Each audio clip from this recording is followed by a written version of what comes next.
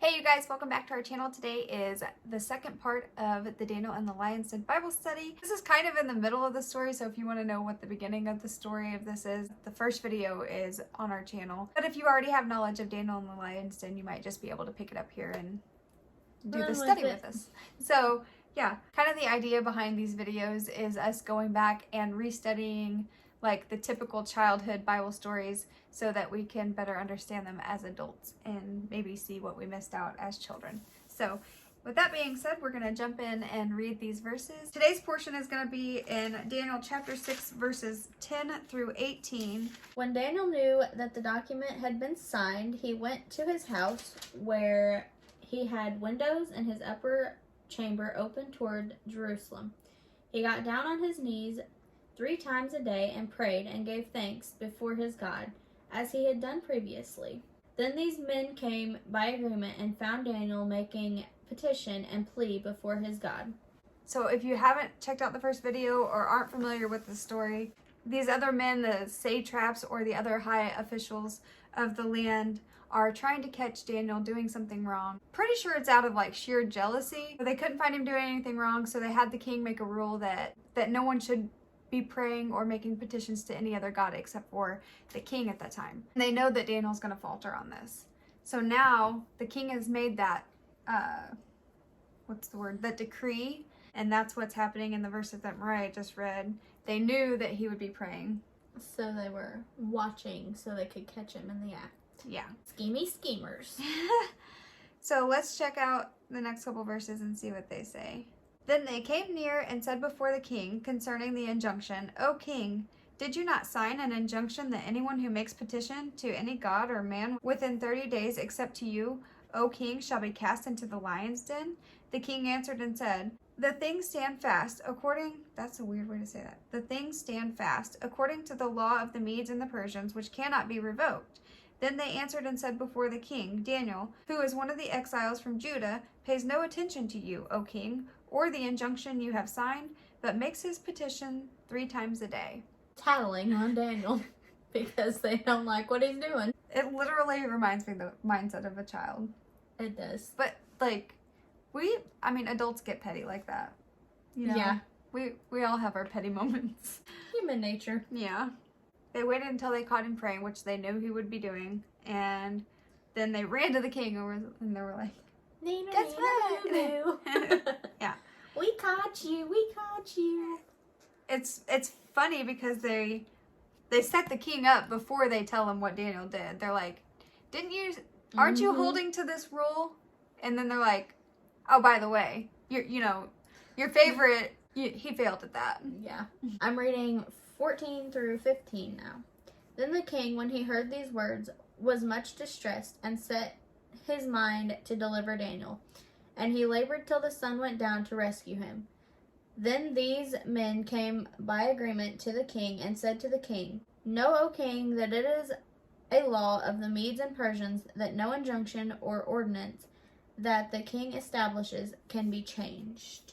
So now the king wants to save Daniel from this. He doesn't think that he's a bad man, and he doesn't think that him praying to his God is that much of an issue, apparently. Yeah, so now they're just kind of like, you made it. You gotta stick to it, bud. Yeah, they're like, once can't go back on this. You can't go back. Which, I know I talked about this in the last Daniel and the Lion's Den video, but how awful would it be to make a law that you can't revoke? Yeah. Because what if 10 months later you decided it was bad and it caused a lot of bad things to happen, you know? I feel like a lot of it was just out of spite. Like, they made the kings make these laws so that you think people had a lot to do with it. Yeah, I think that people kind of pushed and pressured the kings to make the laws because they did it to push their own agenda, whatever their agenda might be. So the last verses we're doing today are verses 16 through 18, and they say, Then the king commanded, and Daniel was brought and cast into the den of lions. The king declared to Daniel, May your God, whom you serve continually, deliver you. That's interesting, because he's putting his faith in Daniel's God and hoping that Daniel's God has the ability to save him. And a stone was brought and laid on the mouth of the den, and the king sealed it with his own signet and with the signet of his lords, that nothing might be changed concerning Daniel. Then the king went to his place and spent the night fasting. No diversions were brought to him, and sleep fled from him. The den was then covered with a stone and sealed with a signet so that no one would be able to come and help Daniel. And if they did try, that it would be noticeable. Mm-hmm. So Daniel was left in the den with the lions, and they all knew what was going to happen. Like, I don't think that was ever a thought when somebody was put into a den of lions, was No. whether they were going to make it out. You know, you knew. If you were put into a den of lions, I would not think that you would make it out of there alive. Now, every time I hear this story, I think of our brother, Daniel. No, I just... You know what is weird? That's kind of funny that you said that, but like, whenever I was a kid and I heard this story, I always envisioned Daniel in the Bible looking like our brother. Yeah, Daniel. exactly. Like, is that what you were saying? Like, I envisioned Daniel, like, whenever he was in his, like, teenage years with his long hair. Yeah. That's Same. what I envisioned. That's weird. I never knew anybody else did that. It made it easier to put a face with the story, Yeah. I guess. It's weird that we both did that.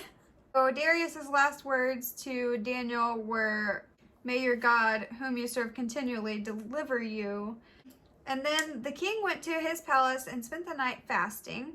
No diversions were brought to him, and sleep fled from him. Did it again. He's showing some faith in Daniel's God. Yeah. So it makes you question, like, does he truly believe that God can do it, or is he just hoping that God can do it? I think King Darius is a people pleaser. He's more trying to please the other higher-ups than his own self. So the king is in a lot of distress over his decision here, and I don't think that he'll be making any rules like this or any laws like this after I don't think this. so. So that is where we're going to stop today. We're kind of leaving you on a little bit of a cliffhanger. Maybe you already know the end. We'll figure out what happens at the end of the story next week. We'll finish it up. That will be the last of Daniel and the Lion's Den story. And If you guys do enjoy these, we have posted many of them already, and you can check those out on the channel. yep. We also post videos on Wednesdays and Fridays. Wednesdays are faith-based videos. Right now we are doing Weird Bible Words with Amber and Mariah. Fridays are fun videos, and you can get food, fashion, DIY, You never know. whatever we choose. If you're in for that, then check out our Friday videos. Other than that, we hope you guys have a good day, have a good week, and we will see you in the next one. Oh yeah, like and subscribe. See you in the next one. Bye.